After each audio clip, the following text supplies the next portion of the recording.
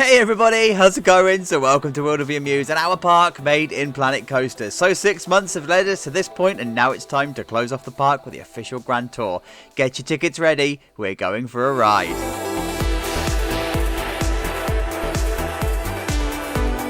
Well, this is a familiar view, but for the first time we can say the park is officially done. Guys, thank you so much for your support over the last 6 months. This has been an incredible series. We are going to start a new series. It will be coming along shortly, so please make sure you are subbed for that. These are the current sub levels. And of course, if you do want to say thanks, there are a multitude of ways that you can do that. So I'll leave details of that in the description below. But if you are finding us for the first time, welcome to Wilderview Mews. This is a park we've made in Planet Coaster over the last 6 months. And my God, this has been an awesome series. This is the official Grand Tour. It's going to be the sign off of this one. There is a phase 2 tour that covers a lot of the stuff I'm going to skip over in this one. I need to try and keep it some kind of watchable level, right? Because otherwise it's just going to get too massively long. And there will also be some POVs that are skipped. I'll put those into a POV supercut that I'll release after the tour. So this is the entrance area. Hello everybody. Hershey Park called. But guys, this sign, Spike, you're a legend. Thank you for this sign. It is the jewel in the crown. It tops off this park perfectly. And then you've got ticket areas that side. And then I won't bore you with the car park behind because no one cared about it. So we're going to enter through this way into the main plaza area. We've got the gifts on the right hand side, and of course we've got the guest services and stuff just behind the tree there. And then on the left hand side, we've got copycats. So called because I keep copying stuff. So we're going to carry on walking this way. And yeah, this is a view that you have not seen yet. And guys, this is the finished article. Yes! And there's so many subtleties that you can't see unless you point them out. So for example, just behind that chair swing, there's the Mack Launch coaster. And then just behind Kodiak, the wooden coaster in front of us there, you can just see the Dueling Infinities. And then of course you've got the B&M that stands out right in front of you, and then the stuff that's over on the other side of the park. So this lake view is exactly what I wanted it to be. So we are going to go around the park in a different direction than we did for the phase 2 tour, so you can see some slightly different stuff, and we're going to come back and do the Infinities later. But as we walk past Kodiak, you'll notice that there is something else that's been added. Another legendary Spike sign. I couldn't put this in in advance because I needed to conserve piece count for the finale. I've managed to get this in. It crashed a couple of times, but it's in. So we're good to go. Oh, by the way, yes, this park will be on the workshop. I'm going to put the link and stuff in the description so you can actually see it for yourself. Please don't expect it to load in 10 minutes. This is a big old park. So this is the B&M Sitdown Coaster, our classic B&M. Hello, Colossus. Thorpe Park wants their coaster back. I love it. It's so good. This is exactly as I wanted this bit of the park to look, by the way. It's like so imposing and just so there, but you get to walk through the middle of just a mess of track and then onto a boardwalk. Then you've got all of these views across the lake. You can see the Hyper in the background. You can see the the cable cars, and you can see the Arrow swinging coaster, and I think in there somewhere will also be the wing coaster. Yes, it's just so good. Hello, Chief Beef. So we're going to walk down this way because we've not walked down this way yet, but we get another lake view. This I didn't even realise was going to be a view, but we've made it one. There's the Mack family coaster over that side, and then we're going to carry on walking this way. If you watch the episode where I built this, I decided to keep this clear. When I was walking down it at this level, it actually felt like it was okay in the end, so it didn't feel so dead. It was only from above that it feels dead. So here is the B&M sit-down coaster and the area. It's an area that would have been pulled together, and it's kind of like loosely themed around the whole beach vibe that we've got going on. Love it. So we've got, I'm just going to show you inside the restaurant here. So we have a restaurant here called Bunzilla, and as you already know, all of my stuff inside is all done. There we go. So all of the stuff inside here is all kitted out as you would find it in a restaurant. And then on the outside here, we've just got the queue line. That's a cattle pen of hell. Trying to hide the maintenance shed with a couple of fences. But ultimately, we've got a Hello Goliath station. But the idea of this one is it's supposed to be quintessentially 90s. It is supposed to be a bit thrown together on the cheap. Remembering that it would have been the 90s, so this would have been 90s modern back then, but now we just look back at it and go, nah, this is just crap, mate.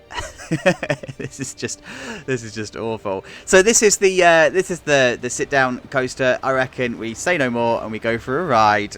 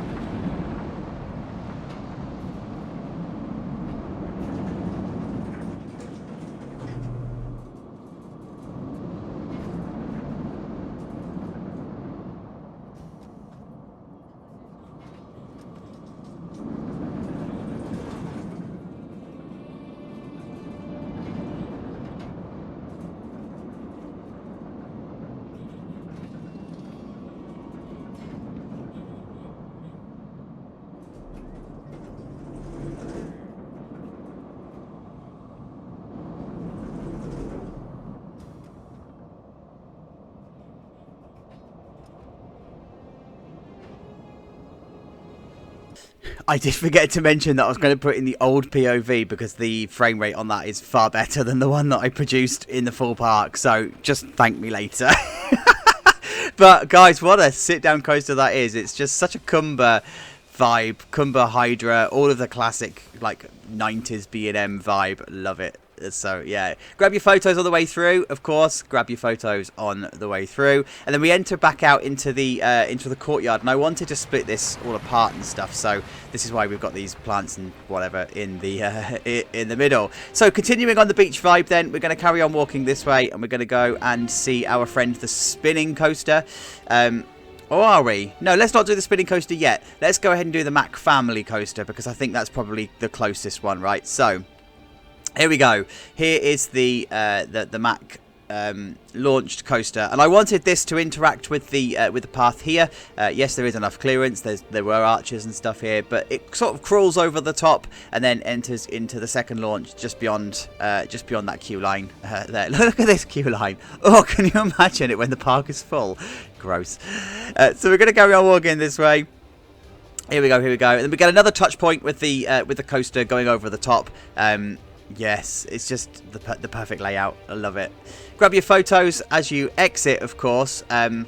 It's just there facing the plaza. We're going to come through this way, and there's the station. So nice and simple, elegant station design. I didn't want this one to be too overbearing. I wanted it to be a low profile station from the ground, hidden slightly by some of the fencing, and then hidden by some of the colors and stuff. So you don't actually get to see many of the intricate details. The queue line entrance is down here. We're not going to do the entire queue, of course, but here is the queue line entrance, and that will then travel into slight cattle pens and whatever, but it travels down that way in front of us, and then it travels down the side of the actual main ride, and then you end up coming back down this way through past the maintenance shed, which by the way is this side. There's the maintenance shed. Hello. So we're going to just carry on walking this way. Oh, guys, the game is not struggling as much as I thought it was going to, but I'm still having to be careful with my camera. And you know me, with camera work, I don't do a very good job. So there we go. Into the station and into the ride itself. So this is, as I said, the inside of the station. Wanted to keep it nice and simple. It's a little bit of a hang time vibe going on in here with the one skull and crossbones that I put there as an idea for a pirate theme. I never deleted it. just became part of the scenery. So anyway, let's take a ride.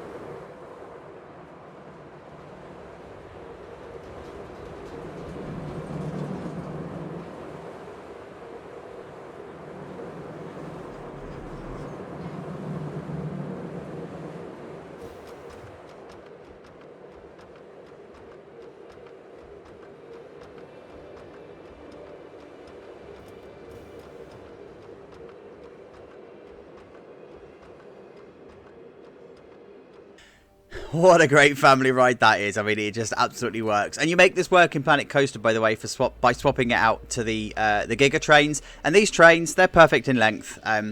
You get triggered by train length quite a bit, so whatever, they're fine. So we're going to move out this way and come through, back round past the I still don't know what this is called. Hammer swing. Is that what it's called? The hammer swing, gyro swing, whatever. Canada's Wonderland has got one. So we're going to walk through this way. And then we're going to go up through here and see the spinning coaster. So I've just put some games and stuff on the in the middle here just to break up the area. But ultimately, this is what we've got going on here. Look at this beaut. Yes, I love how this sits on the sight line. It's just so beautiful. Like for a coaster that I hated designing and I nearly binned off, it actually turned out really, really, really nicely. Like, I'm chuffed with how this was. So we're going for a proper Californian boardwalk vibe with this one. I wanted a boardwalk vibe and I wanted a different boardwalk vibe. So this one is very much loosely based on California. And of course, you can imagine that this was themed around whirlpools and vortexes and stuff. Yes, good love spinning coaster. Look at this. Yes. Ah, guys, it's just so good. Anyway, this is the queue line. It's another cattle pen of hell, I'm afraid. In fact, we're going to say that a lot. Just assume that the queues are cattle pens unless you're told otherwise, right? But I just wanted to have some kind of queue interaction going on here, particularly as you get a bit of a view into the maintenance shed and whatever that's over the other side there, right? So, yeah, and I just wanted to come up into the station. I wanted this, by the way, to feel very similar to the Mack launch coaster we've just been on. I wanted them to feel similar, and I think I've managed to achieve that quite nicely. This would be a newer installation than the other one, so this would be the copycat station to the other, even though we built it in the series in the other way around, if that makes sense. So this is the station, another hang time inspired station, very like surf kind of themed, on a budget. No surfboards. But this is what we're going for in here. So without further ado, let's go for a ride.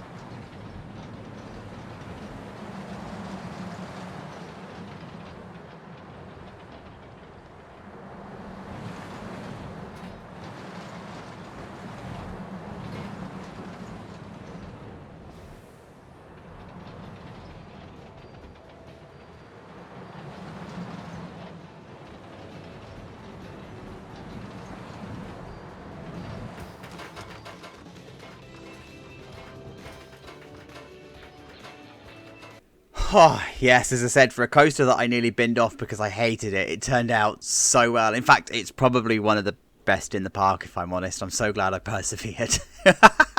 So this is the exit path. It's not a very interesting exit path because the other side you've got a bit of a maintenance area, right? So there you go.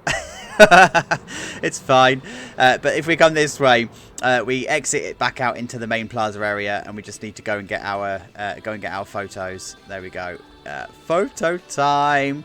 All the photo booths are all kitted out in the usual way, right? I use a pretty standard template for my photo kiosks.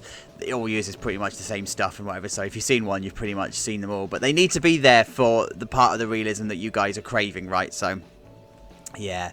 And we come past our big gyro swing. Yes, you wouldn't congregate in this area like we are right now, by the way, because this is a very narrow path, and this would be a very busy part of the path. It would be quite uncomfortable to stand around, so you'd probably just walk past it, and that's why you don't need nets and stuff here. But where you do need nets is here, because you get quite close to the track. There is clearance. Remember, the archers were there, but it gets really, really close. However, this spikes.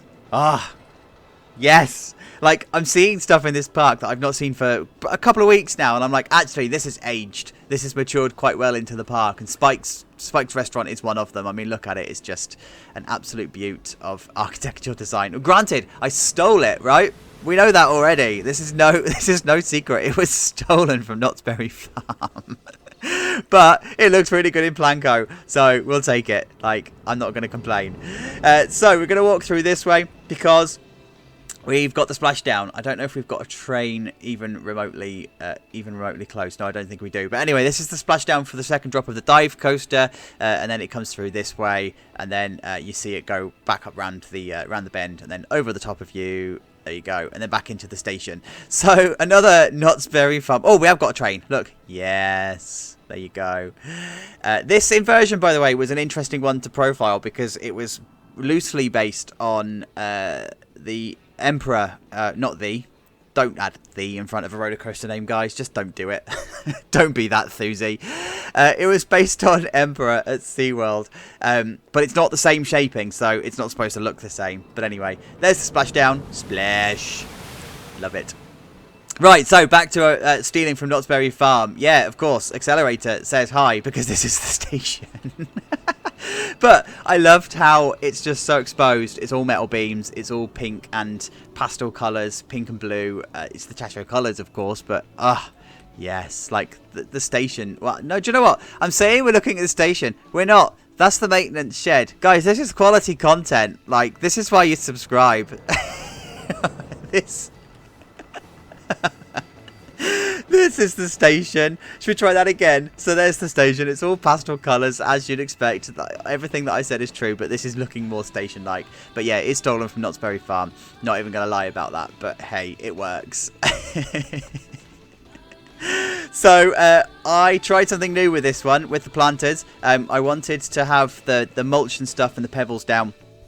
And then I've just used, as you can see there, the slight imperfection. I've used sunken in flower pots from the TMTK side. So I think this is the eucalyptus we're looking at. But it works so well. I love it. Like, it's such a cool effect. Queue line on this one's a bit of a beast too. But hey. But this is the view that you get from the queue line. So, you know, who cares? There we go. Train coming in. And then this is the inside of the station. So nice and simple. No real theme to it other than the colours and a bit of wood and a bit of metal. So loving it. But this is downforce, and I reckon we should just go for a ride.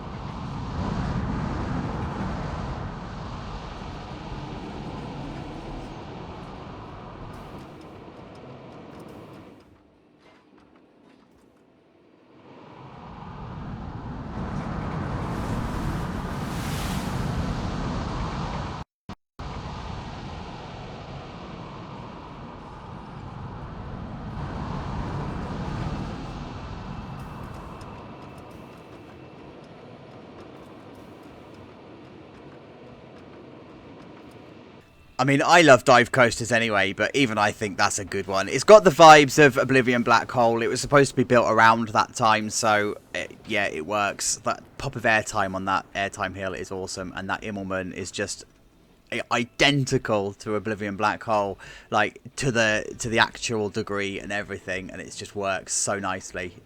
Look at the view of the drop from here. Yes. Oh, guys, it's so difficult to like try and entertain you doing doing some kind of tour whilst gawping at your own work. It's it's the narcissist in me. But we're going to leave via the photo booth. There we go. You're familiar with photos and stuff in here. And again, I've just tried to keep it the pastel colours and stuff, just to make it come to life a little bit. But this is the plaza area one more time. Oh. Yes. So we're going to walk up the hill because this is a view that you've not actually done yet, right? So we're going to walk up this way. The path at this point splits into two, so you can either go up to the right, which is where we're going to go up to the hill, or you can go down to the left, down there, and you can go past the invert. Yes, the invert. Guys, there's 19 coasters in this park. 19 of them. Wow, that's like, it's ridiculous. No coaster in the UK, no park in the UK would be able to sustain having 19 coasters, but hey, we're here. So anyway, this is the midpoint plaza. You've not seen this kind of view yet because again we came up the other way last time. So there's Berg's in front of you there. There's the restaurant pavilion that we're going to go and see. There's the Immelman for the dive coaster, and you can see just how close it gets, right? Yes, but that was by design. That whole coaster was designed around that one Immelman, and the rest just followed, right? So don't design your coasters around one specific element. It doesn't always work out. But anyway, this is the view that you're going to get from the mid pavilion. It's a bit of a respite. This bit is supposed to feel like a bit of an oasis because when you get to the top, you get the view of the entire park, right? So that's what we're going for. So we're going to carry on up the stairs here. Notice that I've put the I've now put all of the handrails in. They weren't in before. And then you get a pretty decent view of the cable cars coming in here. I love that station. That station turned out so well. It just sits so lovely. It just sits there. Oh, yes. We're going to walk this way, and we're going to come into the pavilion area. So this was... I've got to try and remember all of my stolen references now. This was from the Smokies. This was the Ripley's Aquarium that we stole this from, and it works in this area so well. All these exposed beams and everything just... Oh, yes, tops it off quite nicely. And then the view that you get of the park from up here is this. Oh... Love it. Yeah, love it, love it, love it. I've got to be careful because we're going to end up on top of an umbrella and that'll be game over. I love the strip lighting and the fairy lighting in here, by the way. It looks incredible at night. By the way, if you are at this point of the video and you want me to do a nighttime tour, please say so in the comments. Just type in nighttime tour, please. And that's all you need to do. If I get enough, I'll do an additional nighttime tour. But this is the top end of the whole area, right? So there's the cable car station just sitting quite nicely over that side. And then this wasn't supposed to be a busy area. This would have been an area that would have been added over time when the park first opened. And then they would have added their first coaster, which is this one here, Wilderview Wildfire. I am not going to put the POV of this in this episode because this is quite a long POV for the coaster that it is. I'll put it in the supercut video, or you can see it in the Phase 2 tour. But ultimately, it's very loosely based around Tennessee Tornado at DollyWood. And as you can see through here... Awesome view of the lift hill, an interaction with the lift hill that you've got going on. And then I don't know if you're going to be able to see it through the trees. I don't think you can, but this bit down there, underneath the pathway, that is actually the maintenance shed, and you go through the maintenance shed on the way to the lift hill. So it's pretty cool. I did have plans, by the way, to put a ride. I think it was going to be the Enterprise in this area. I binned it off. I couldn't make the hill work, and I thought actually that just looks good as it is. So just keep it as it is. It's fine. The fence and whatever for the exterior perimeter fencing would be beyond that hill anyway, so it doesn't matter. These are the shops then that we did in this top area, the gift shop and the sweet shop. Love it. Yeah, love it. And then of course we've got Woodland Racers. These are our second dueling coaster in the park, but it's actually the first because it was the first one that we did. It's a kids coaster. It's based loosely around the Legoland Windsor new dueling coasters. Again, not going to put the POVs of this one in here because it's just two coasters that do very, very similar. I'll stick that in the Supercuts video too, or you can go and see it in the Phase 2 tour because we've got other coasters that we should probably go and ride. So that's what we are going to do.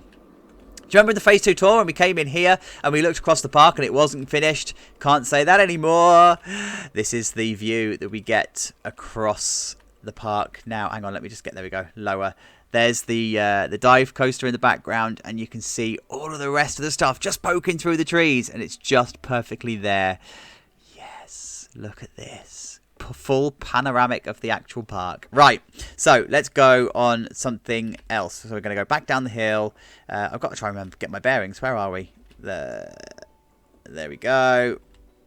I'm going to come down this way, get some awesome more views of the rest of the park. Going to come down this way, back down to the respite area. Pretty good views actually of the dueling coaster from here too. This isn't something that I'd actually like properly appreciated before, but it's a good viewpoint actually. I'll take that as we walk past. The trains are going past. Yeah, okay. I hadn't quite appreciated that one. Right. Oh, guys, this game is just not loving camera work.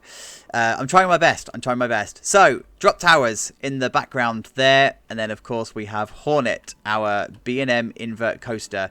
Here it is. Hornet. So, we saw the station last time. But I'm just going to come over here so you can see the track. Or some of the track, at least. As the train goes past. So, yes. Love it. Love it, love it, love it. Oh, guys, this just sits so nicely. It should have been an SLC. It really should have been, but I'm glad it wasn't.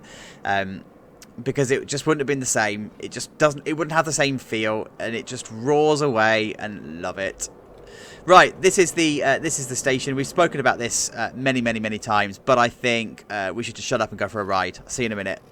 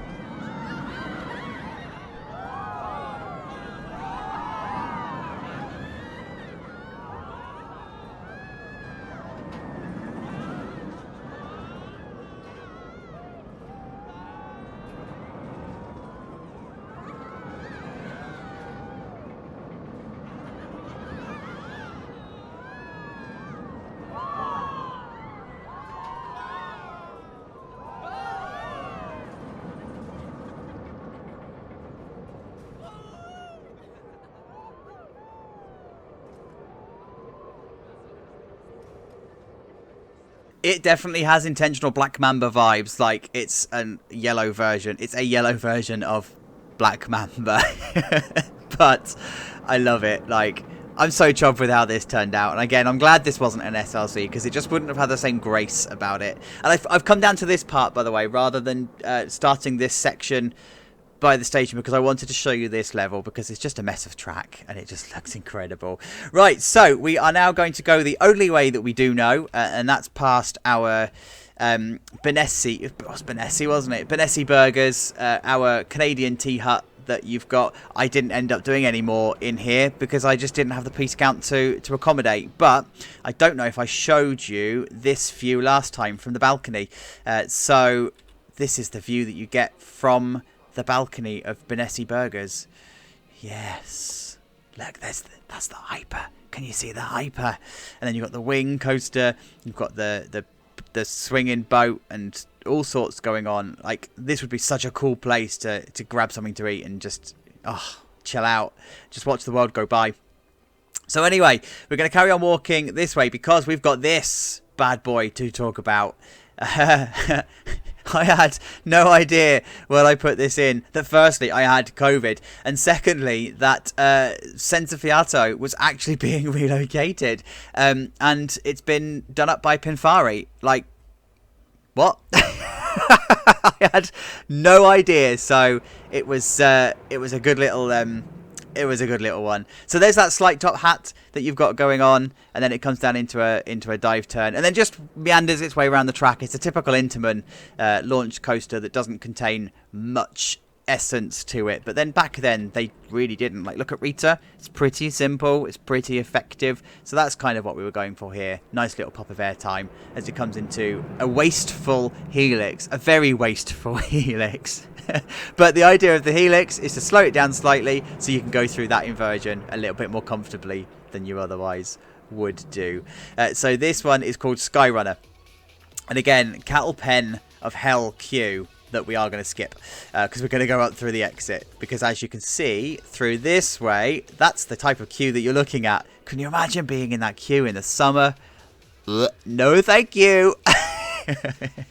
So this is the launch coaster that really did fail to be themed, and it was by design. They wanted a coaster, but they didn't want to theme it. They could have chosen any theme, and any easy theme, spaceships and tsunami waves and all that sort of stuff, but they didn't. They just kept it as if it's like Storm Runner. So anyway, let's go for a ride.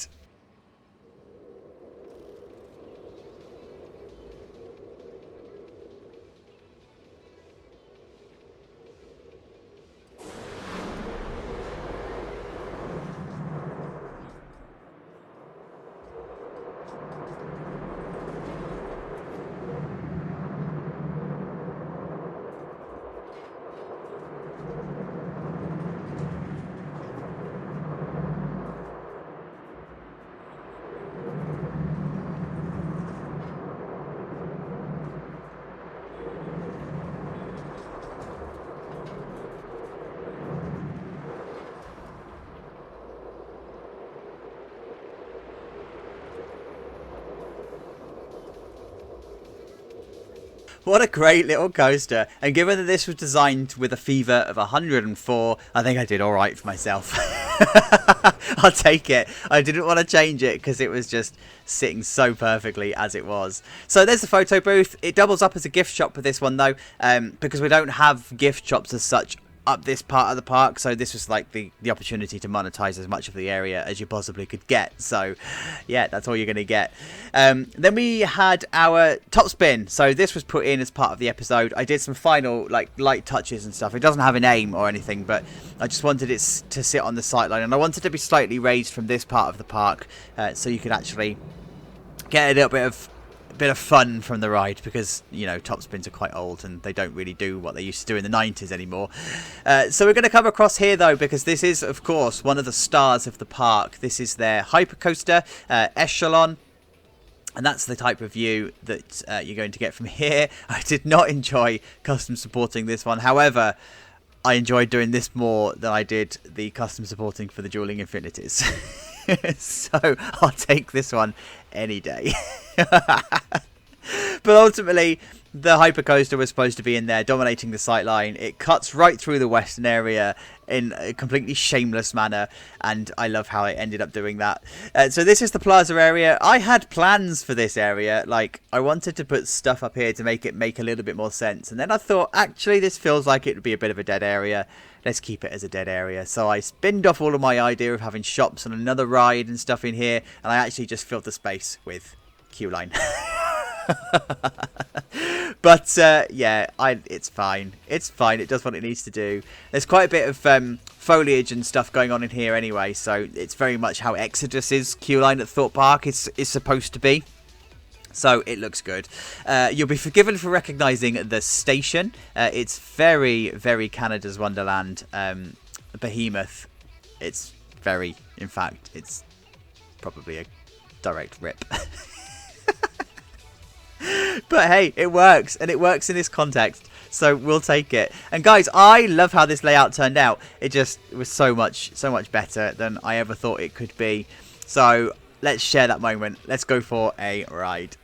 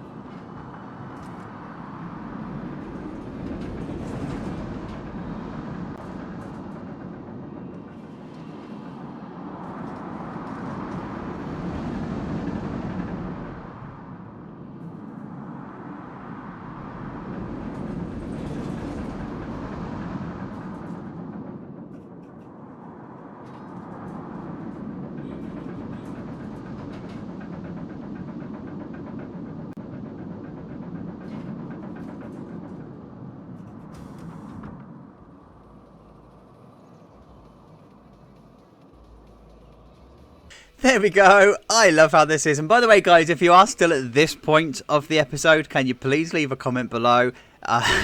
Let's see if we can trigger the senses. Your comment is, I like riding a big one. There you go. People that don't bother to watch this far are just going to be like, what?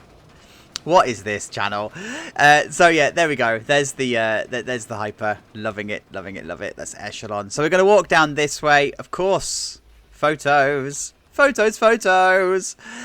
Same setup as you've already seen. But there is a gift shop in this one. It also doubles up as a food unit. By the way, we've got no staff left. They've all quit. I probably should have turned it off in Sandbox. It's fine. The park's not open anyway.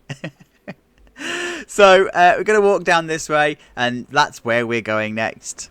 That's where we're going. How awesome does that wing overdrop look from this part? Like, yes. So let's go and do a part of the park we've not actually walked through before. So we're going to go down. Well, no, we have obviously walked through this one, but a different way. So we're going to walk back over the bridge, get some awesome views of the drop towers as we go past. And then, of course, we've got the not Senza Fiato coaster. And then this we didn't see in the part 2 tour because it didn't exist in the background. But look, there's the dive coaster sitting so prominently on that sight line, and it's just so subtly there, but so there at the same time. It's perfect. It's perfect. Right, so this is now the view of the lake that we get. There we go, view of the lake, and then obviously the not flawless, I keep wanting to call it flawless because it was originally a flawless. That sit-down coaster didn't exist there before either, nor did the plane ride. So chuffed. There's the Canadian tea rooms, by the way, from the other side, so we were just up on the top of that balcony. And then you get a pretty decent view of the turnaround of the Intamin in the background. Sorry, I paused then because I was thinking, I don't know if I'm missing a support. I think it's okay. It's the same as Senza Fiato's, but now I'm looking at it, I'm wondering if there's a support missing. But hey, it's too late. The park's done, so I don't care. So this wasn't done last time. We didn't walk through here properly last time. This is the not pirate area that is a pirate area. So there's just some games and stuff in here. And then we've got our swinging boat ride, the Buccaneer. Did I call it the Buccaneer? Yeah, I did. The Buccaneer sitting on the left-hand side here. Just to give it a bit of a vibe. And then we've got the wing coaster that's living in the background here. So we're going to just walk through this way, come through this way. We're in the centre part of the park now, by the way, and this is where there's more items, and this is where the frame rate is really going to struggle. So please just be aware of that. We're dealing with looking at quite a few 100,000 items by this point. But there's the wing coaster. This is the photo unit for it. I don't think I showed you the photo unit last time, so there it is. There's the photo unit. Going for a bit of a gothic theme, bit of a Liseberg dive coaster kind of vibe, but I also wanted to use the Sentinel stuff again from Chacholandia, so that's why we've got the Ruinix and stuff in here. Spike did such an awesome job with them. It felt like such a shame to only use them in one park. I might even crack them open for the next park, which, by the way, is coming. It's going to be a bit of a Portland's Park, Drayton Manor crossover. That's a reward for getting this far into the episode. So we're going to go this way because I didn't show you the exit path last time. I'm sure I didn't, because we just did the queue line and then went out. So this is the station from the front side, and then when we go into this way, this is like the exit path. So this is the station from the other side.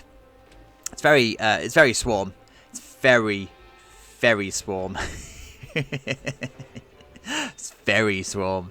But ultimately this is split into two sides, Angel and Devil. And no, I'm not sorry about the whole clash of the Devil being in the park twice. Whatever. The reason this is Angel and Devil is because of the whole left and right argument from here. So this did say left and right, but they would have been the other way round. So to queue for the left, you'd have had to go down the right side, and to queue for the right, you'd have had to go down the left side. And while I quite enjoy confusing park guests, it felt like we didn't need to have that fight, so that's why we had Angel and Devil, just turn it into a non-left and right thing. So anyway, this is the wing coaster. We're not going to go for a ride. I'm going to put this in the POV because it's two POVs, right? So I'll put this in the POV Supercut. It's worth a ride though. Please go and check it out because I spent a lot of time designing this one. So anyway, exit path again. I wanted to have like a low fence along here. By the way, you don't need don't die fencing here because the train's not travelling fast enough to actually cause you death. You would probably get away with ride area keep out signs here. You wouldn't need to have it high up. But anyway, whatever. Again, park is done. So, what way have we not been? Where do we need to go next? I think round to the rapids, right? So, I just wanted to show you this little area. Again, this is not an area I think I showed you properly in the Phase 2 tour, but you get some pretty decent views of the wing coaster as it goes over the top in its drawn-out, extended corkscrews and zero Gs and stuff. Yes. And then we finally get to see this bit of the park. Yes, it's done. Look at this. Look at this. Loving life. Oh, yes. Right, so let's go and do the reverse of... I really didn't plan this out. Oh, I'm stuck. I've got myself stuck. I didn't plan this out, so I'm not even sorry. Let's go this way. Back the way we came. And we're going to go back round and see the log flume and the Minetrain coaster. So we're going to walk through this way. There we go. Back through the pirate area. Walking through pillars and everything. Great content. See? Even the mascots are loving it. There we go. So this is the lakeside lunch unit that we did. It's a nice and simple unit. Like, it's a bit unassuming, right? And then we've got the Cosmic Cow unit on there. And then we come back through this way. I think we did this route, didn't we, last time? But hey, it's fine. we're gonna have differences anyway. So here is the log flume. Love this log flume. Like, love it. It's so much better than I thought, especially when you get these kinds of views across the lake. Yes.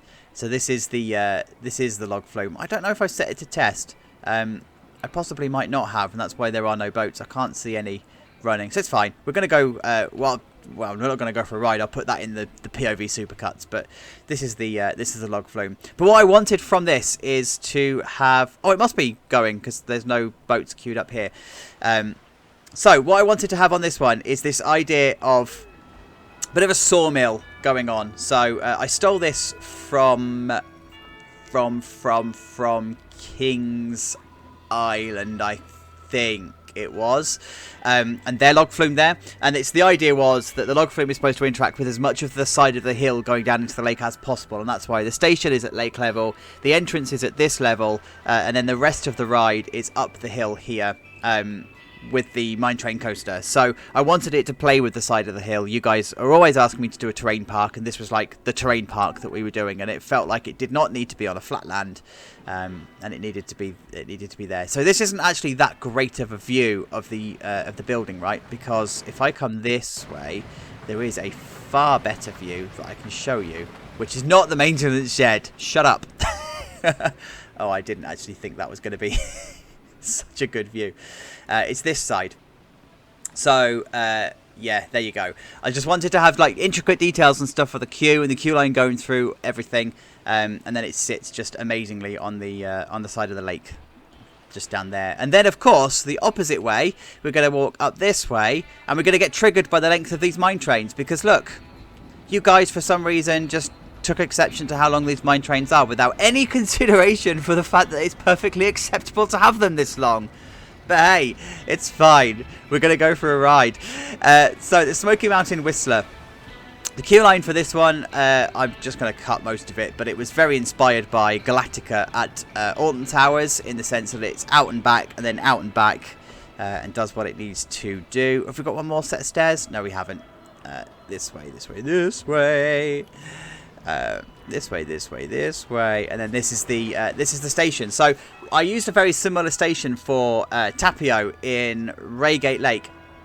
And because that station took me so long to do, and I loved how that station was, I decided to reuse it and repurpose it a little bit and just do some touching up on the inside. So that's exactly what I've done, and I love how this station looks. It's just perfect for like a western type coaster. So this is quite a long coaster, and we've been talking for quite a long time. You probably don't want to hear my voice anymore. Let's go for a ride.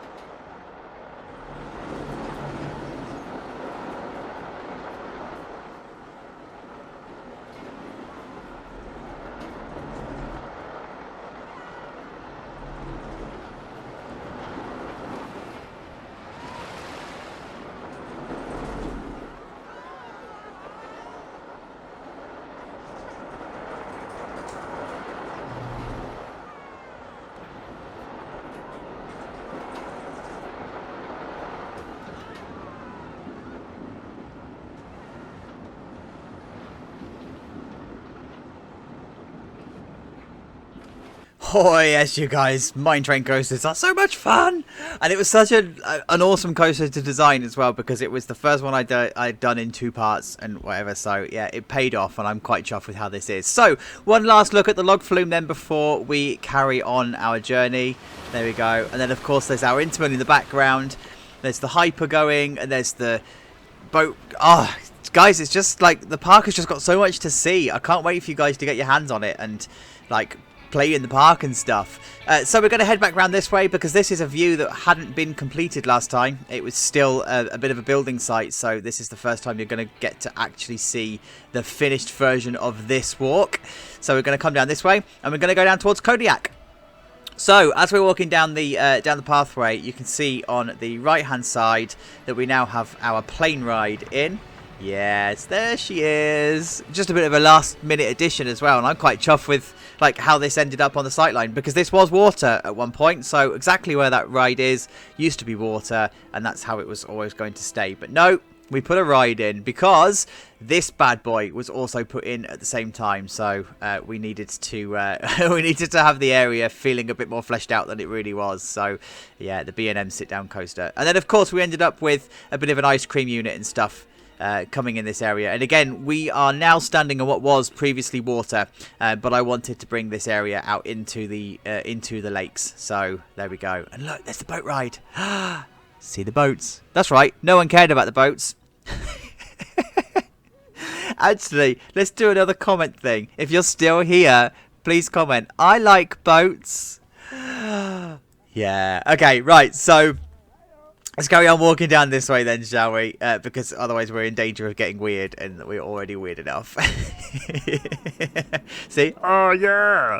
Guys, this is like bad times. This is the middle part of the episode fatigue. So anyway, we're going to carry on walking down this way. I'm going to walk underneath the Cobra roll. Ah, yes.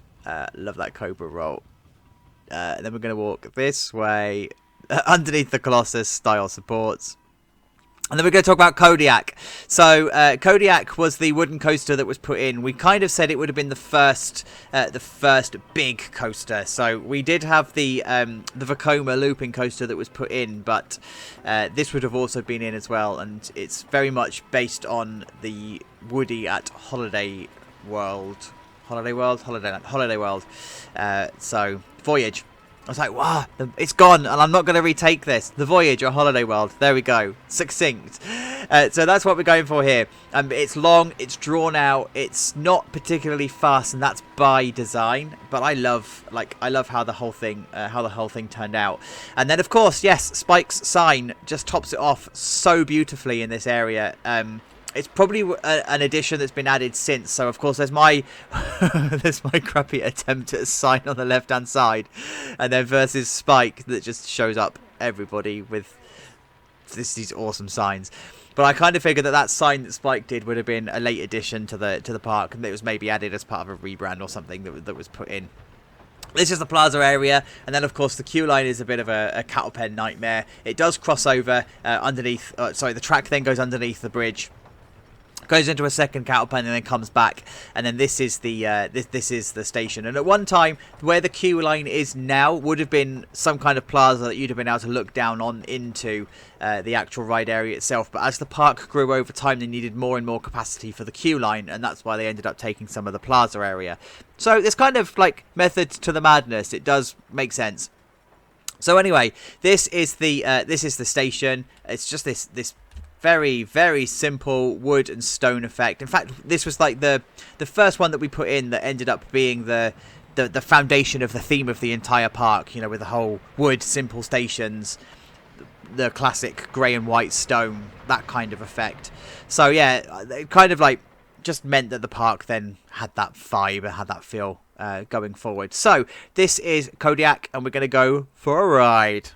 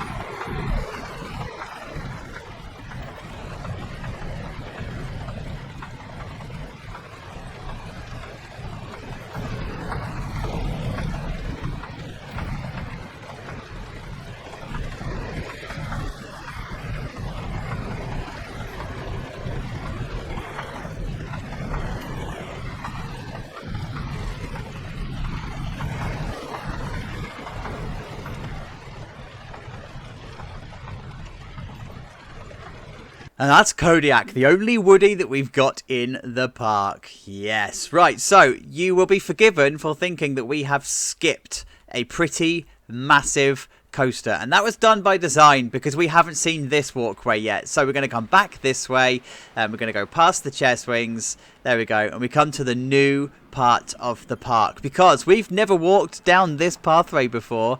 Yes, look where we're going. This was the finale episode. This was the big one. This was the one that everyone had waited for, and it turned out so amazingly. Look at the dueling infinities.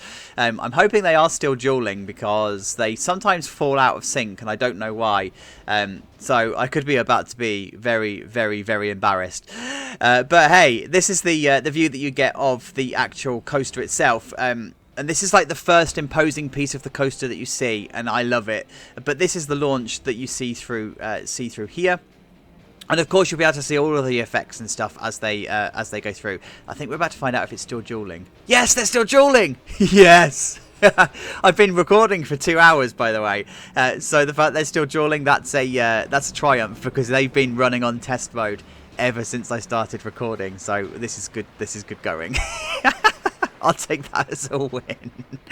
Anyway, this is the plaza area. Like, I love how this area just feels. I don't know why this gives me... Well, I know why it gives me spoiler vibes. It's because it's the same bloody coaster type. But this whole area kind of gives me Smiler vibes. And I'm alright with that. And there's El Diablo and Poseidon. So the idea being the devil fighting with water in this big dance battle that means that the coaster duels from beginning to the very end. I mean, if you haven't checked out the episode yet to see how it was pulled together, you really need to go and see that, because this is, I think, my crowning glory in terms of coaster achievements. That's the final element, by the way. So as you can see, they're dueling right to the very end, and they have multiple instances of dueling and stuff. I'm not going to walk the entire queue. I did that in the episode. I'm going to go up the exit. That's what she said. But this is the entrance area. I wanted to keep this nice and simple with the two-tone rocks and very simple signage. And then, of course, you've got the main ride entrance signage with the arrows and stuff. Spot the Oblivion references. So let's go up to the queue line, up the exit path, because this is what I wanted to show you. This is one thing that I loved from the main episode. This view out of the station. I mean, look at it. It's just the perfect view to stand and gawp. I kind of wish now that this had been a food unit that you could have watched from, as opposed to it being the actual ride area. But look, there's the four-way duel going on, and yes. Right, we are going to go for a ride on this one, because this is the crowning glory of the entire park. So we're going to go on, I don't know what order I'm going to put them in actually when I edit them, but we are going to go on Poseidon, and then we're going to go on El Diablo, in whichever order. See you in a mo.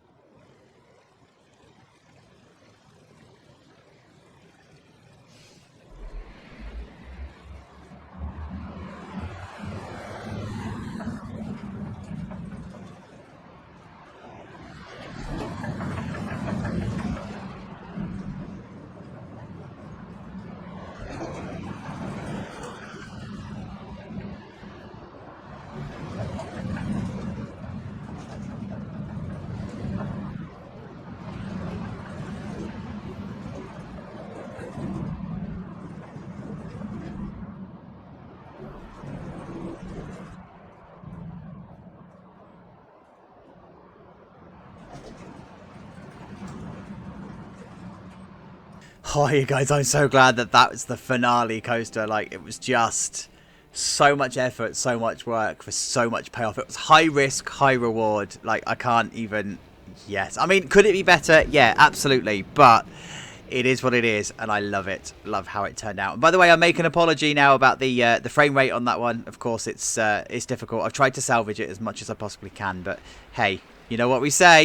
You don't build a park of this size and stature and expect 60 frames per second. No, no, no, no, no. So, chair swings sitting there quite nicely on the sight line, and of course I had to redo all of these planters and stuff. So all of that effort I made in episode 1 and 2 to make this area like decent, I ended up having to change it all anyway. It's okay. I knew I was going to have to anyway, so it's fine. Right, so we're now going to walk a familiar territory. We've done this bit before, and it was always going to be difficult to do a bit of a tour where you haven't seen everything. But I wanted to walk past this way because of these kinds of views that you get. So this is the Arrow Suspended Coaster that's sitting in the background. Here's the Wilderview Mews sign in the foreground, in the foreground, and then of course here is the famous hill. Yes, so there's Fussy's restaurant. So Fussy, famous on the channel for doing all of my thumbnails and stuff, and the graphics and the artwork, and very, very, very talented artist. So as a thank you, Fussy has a restaurant in the park, just like Spike with the signs. And then of course we've seen all of these other ones before. I'm not going to dwell over these, but there's ice cream, there's coffee and donuts and stuff all on this side. And then we're walking up the hill, and then walking up the hill, walking up the hill. There are ramps, by the way, for our disabled using friends. So our wheelchair using friends, should I say. So that's on the other side. There we go, just on the left-hand side there. But these are the views you're going to get of the Arrow Suspended Coaster. And I wanted to come this way because I think it was important that we saw these views. This is the whole idea of this design, was these viewpoints here. So that's why we're seeing these. That's why we're seeing these bits again. Then of course you've got the cable cars that come over the top here. And then into the station, there's this side. I've still called it Skyway, by the way, but actually in real life they are Wilderview Views. Wilderview Views. So I don't know why I still call it Skyway on the sign. But here's our Fat Cow restaurant that we named. Love this restaurant. Like, even now when I look back at it, I'm thinking, yeah, do you know what? This was a really good design. I'm chuffed with this. And then of course we've got the entrance area. So, or should I say the former entrance area. So the carousel on the top of this slightly raised area. And then as we come down into this long forgotten area, back in the day before that coaster in the foreground would have been a thing, this would have been the main entrance area. This would have been the main entrance plaza, and it has been long forgotten since. So all of these rides that you see around the outside, so Sea Storm, Starflyer, and the other one that I think I called Around the World? No, I didn't call Around the World. It was Rototron. So those 3 rides anyway would have been here when it was the entrance, and this would have been like the pinnacle part of the park, and these would have been the first rides you go to, etc, etc. Then the entrance was moved, the coaster was put in, and the area was long forgotten. So it's an area of former glory. However, I wanted to bring you down here because the hotel is now in the background. So you can now see just how imposing on the sightline that hotel ended up being. All 140,000 pieces of it. Not that anyone counted. So here's Timmy's Timberwood Run. This is the kids' coaster of the area. It was one of the first coasters we put into the park, but it definitely wouldn't have been one of the first coasters into the park. I like how this is in coming back to it. Like, it's so much fun. It's a fun little coaster. Not going to go on this one. We'll put that into the Super Cup. But yeah, it just sits so awesomely. And then if you think that this would have been the entrance area, this is the sort of view that you would have got as you entered into the park. The carousel on the left hand side, and then the cable cars on the right hand side, and you would have walked up this path, and then it would, back in the day, have opened up into the view of the lake. That doesn't happen anymore. It's the rest of the park.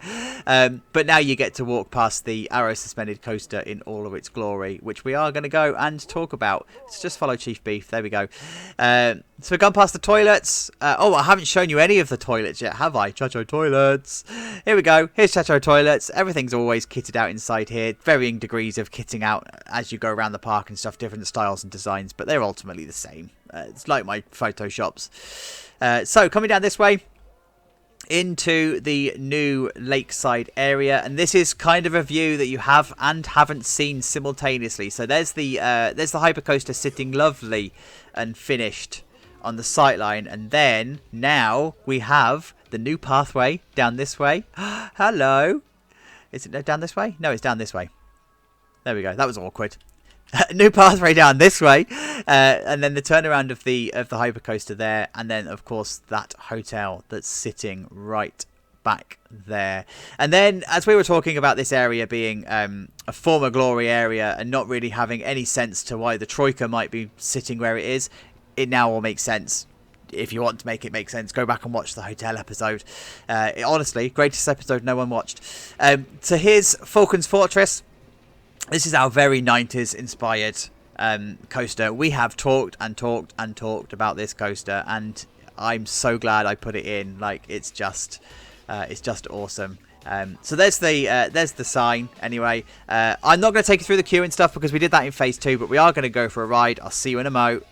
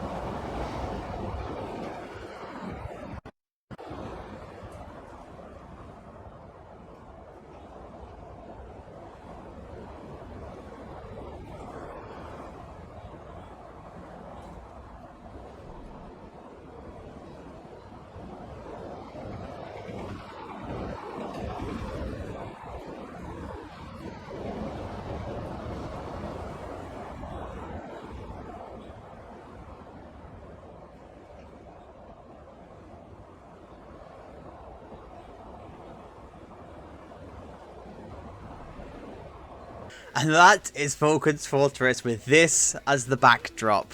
Look at the hypercoaster. It's just there. And I like how this just cuts through the park unashamedly, offensively. It's just there. But guys, it finishes off the sightline so nicely. So let's go and have a chat. Let's go and have a chat about this like real inappropriate placing of the hypercoaster, because this is the final part of the tour. You'll be pleased to know, for those of you that are still watching, we're near the end. And if you're still here, then I'm sorry, that's on you. But here is the hypercoaster in all of its glory, cutting through just unashamedly and offensively. Like, it's just there. So the whole purpose of this was to have some kind of a dominant coaster that was just inappropriately placed, inappropriately coloured, just because that felt like what the park would have done. Ultimately, this was the old like westerny style ranch area that had the rapids, which we're going to talk about in a moment, and then of course the screaming swing that was added later on, and then the wing coaster in the background, kind of forming part of that backdrop and enclosing the area slightly. So we've got all of the ranch style stuff going on in here. And then, as the park started to run out of space, they wanted to put this monstrosity in, and there we go. This is pretty much how I imagine Exodus at Thorpe Park is going to be. It's just a massive supports and inappropriate placement.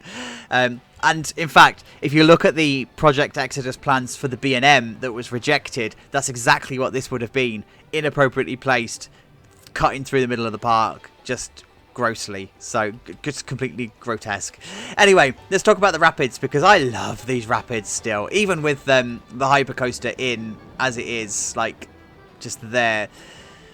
This rapids queue line is probably one of my favourite queue lines I think I've ever done, and it's nothing like intense. It's just a real simple but windy, through the mess of supports, through the mess of scenery, through the mess of theming, and then it's just there.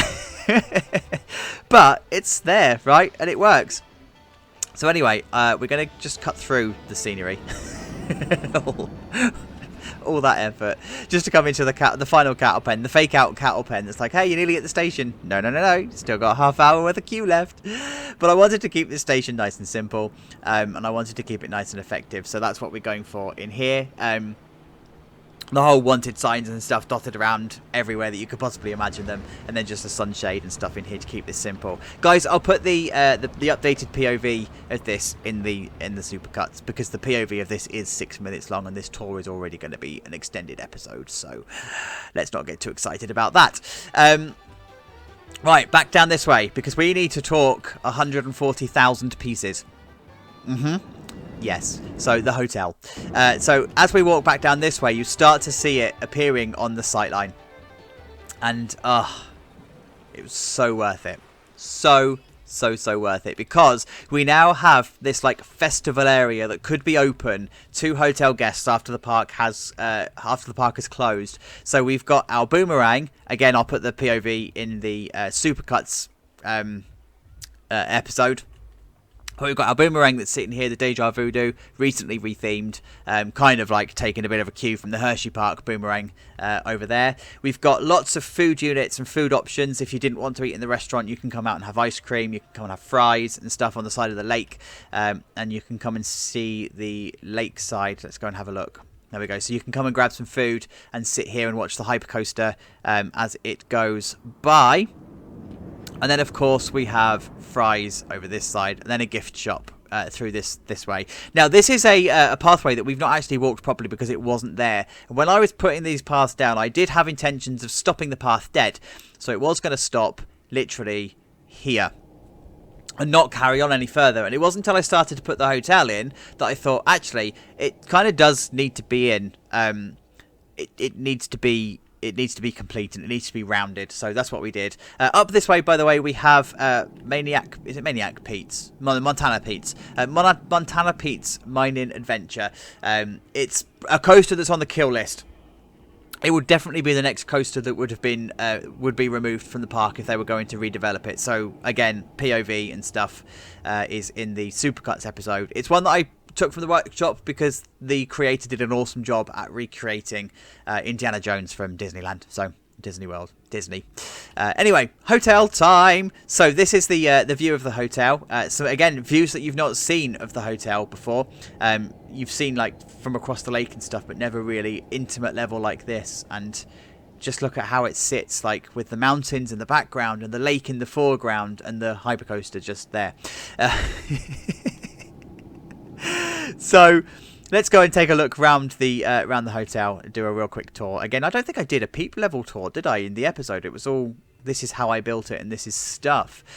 So this is the main area that you'd come and chill out. There would be plenty of seating in the summer and stuff. And in case you're wondering, by the way, this is a common question. How do I separate park guests from hotel guests? And how do I stop people walking through the hotel to go into the park?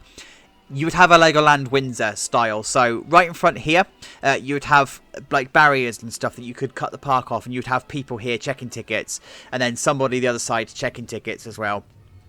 So you can access this area for free and stuff, but you wouldn't be able to get into the park without actually going through some kind of, not an official turnstile in the sense of a fixed physical turnstile, but someone would be there checking tickets. Then you've got the carousel that would be bought out for things like conferences and whatever. It's not open as a ride as such. It's just there for conferences. Then, of course, you've got the playground that's just there with a couple of the rides and stuff going on in the background. So then we walk in through the main or the back entrance. There we go. And we very Gardaland inspired with the hotel, but it's just a really tall hotel. So down this side, we have a restaurant. Oh, what's just stopped? Something just stopped. We've got no music anymore. That's awkward. There we go. Music's back. Anyway, restaurant inside here. A couple of like entertainment-y type bits and seating areas and stuff. It's a pretty big space. You'll be able to fit quite a few people in here. Oh, it stopped again. The game's just not like, it's not like in life, is it? But some really awesome views that you've got of the park as you're sitting here. Chilling out in the evening and just like having beer or food or whatever you may want to do, and you just get some pretty decent views of stuff. Now, I wanted this to be a double height ceiling, because I wanted it to be balcony and stuff. So yeah, that's what we've got in here. And then, of course, am I going to be able to walk up these stairs? Yes, I am. There we go. So here is the main reception area. And then this is the view that you get from the main balcony of the hypercoaster in the foreground or in the background. I can never remember which one's which. And then, of course, reception area is here. There we go. There's the reception area. And then we've got a bar area this side, keeping it nice and simple, nice and classy. Very, very, very inspired by splash landings at Alton Towers. There we go. So nice area for a bar. There we go. Then we're going to go this way, and I'm going to show you the pool. But I'm going to show you in the daylight this time, because I showed you last time at night time, and you saw how impressive that structure was at night. But now you're going to see it in the daytime. So we need to come through this way, and then through this way, and then through this way. And here it is at inverted commas daytime. It's not so impressive, right? If you want to go and see it at night time, go and have a look at the hotel episode. Honestly, it's definitely worth doing. I'm just going to I don't know if I can do this. If I can cheat and just go through. Nope, can't go that way. Can I go this way? What am I stuck to? There we go. Am I stuck now? No, I'm not stuck. Yes. Like I say, great content. Let's go upstairs. So I'm going to back up the stairs this way. There we go. Because I wanted to show you the mezzanine area. So this is the idea that I had for the mezzanine area. I wanted the ability to be able to look down the central spine of the whole hotel, and then of course you're going to be able to look out that way. That music's really distracting. I don't know why it keeps cutting in and out. I'm sorry.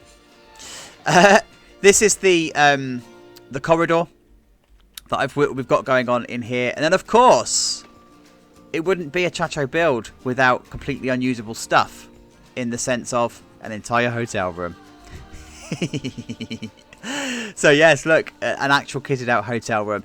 It's maybe not a theme park hotel room. This might be more of a hotel room. There's stuff missing, like extra cots and beds and stuff for kids, but hey, it's fine. It does what it needs to do. And of course the bathrooms are all kitted out in here too. So there's a shower just behind there, and then of course you've got a toilet that's there. There's a towel rack somewhere, and then of course you've got sinks and stuff in here. So love it, love it, love it. Right, back to the mezzanine area, and looking down. Yes. Right, let's exit out of here. And I think we have to go down the stairs, don't we? So where are the stairs? Here they are. Down, down, down, down, down. And down, down, down, down, down. There we go. Are we back out? No, we've ended up back where we were. Oh, guys, this is bad. Try again. There we go. That's better. Because we're going to come out this way. And I'm going to show you the front of the hotel. Because why not? So there we go. Let's just look back. There's the front of the hotel. A nice impeding building. Absolutely beautiful, beautiful structure. It was designed around some, I think, Canadian Mountie hotel. I can't remember the name. I can't remember the name of the hotel. Right, we're going to walk across the car park because this is bringing us to the end of the tour. The end of the tour, guys. Like the end of the park and everything. Anyway, going to walk down these stairs. Ta-da! And then we're going to carry on walking this way because we come back out at the ticket plaza area. There we go. Tickets, tickets, tickets. Tickets, please. And as we get to the entrance, ta-da, we are back where we started. Guys, thank you, thank you, thank you from the bottom of my heart. This has been an incredible series, and I have loved every minute of it. It's seen all sorts of challenges, COVID and family emergencies and flat moving and crashes and all sorts going on, but guys, I wouldn't have changed it for the world. Thank you for your support. It really does mean the world to me. I'll see you in the next series. It's not going to be long. Couple of stuff to do over Christmas, and then we are good to go. So guys, thank you. Take care of yourselves. Bye bye.